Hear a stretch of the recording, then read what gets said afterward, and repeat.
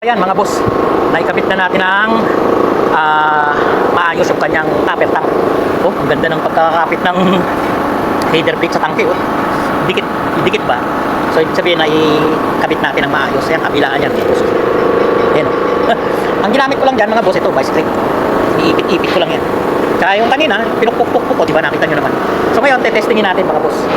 Para malaman natin kung may butas dito tsaka yung nadali natin doon. Nabutas eh. Testingin natin mga boss. Sasaraduhan ko muna ng plastic ha. Tsaka ako kayo i-update. So ito na mga boss. Oh.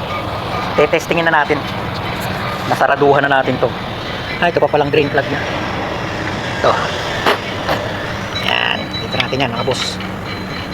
Para hindi lumabas yung hangin dyan. Yan. Tapos, pansinin nyo to. Yan ang lambot oh. Lambot diba? Tsaka to. Oh, lambot. Dito natin lalagyan ng hangin mga boss. Yan.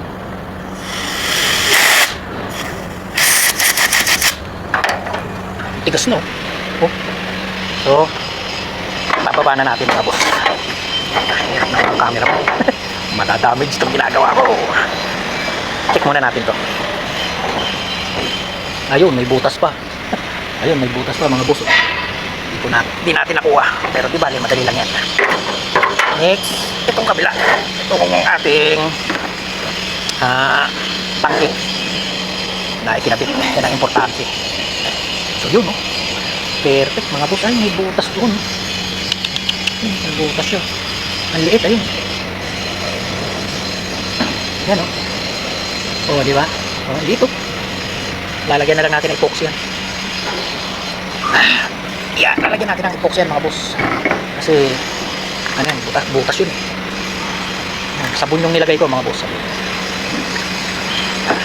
Tignan natin sa kanila. Oh, wala. Nasa gitna pa. Ano ba yan? Pakipot pa. Tama ba? Pakipot pa. Nasa gitna pa. Grabe ah.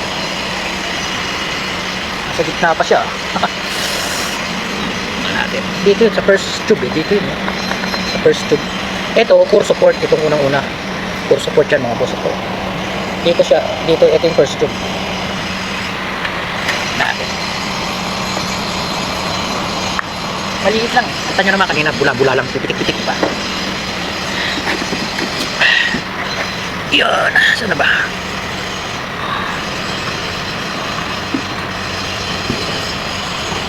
So unahin ko muna yung isa mga boss. Unahin ko muna yun. Update ko na lang kayo. Ito mga boss. Testingin natin uli. Ayan, nagawa ko na yan. Maganda na, diba? Tapos, ito, nalagyan ko na ng epoxy. Tuyo na yan. Kanina ko pa yung ginawa eh. So ngayon, lalagyan na natin ng hangin. Ayan, oh. Ayan, malambot, diba? Malambot. Malambot. So, wala kasing hangin yan. So lalagyan natin ng hangin.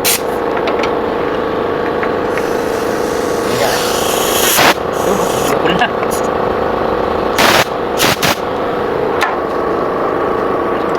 Lambot pa. Yun, yes na. So, hirap ng karong nga.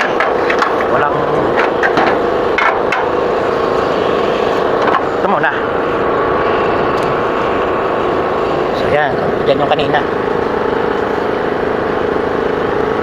Yan, wala na. Yan, wala na mga boss. Ha? May hangin na yan. Lumalabas na nga. So dito naman, checkin natin yan dito sa kabila. Balik na rin natin.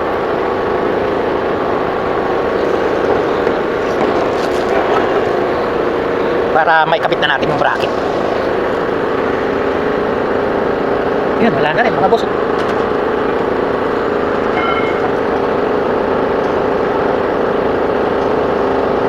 Yun, wala na mga boss. Ganun lang.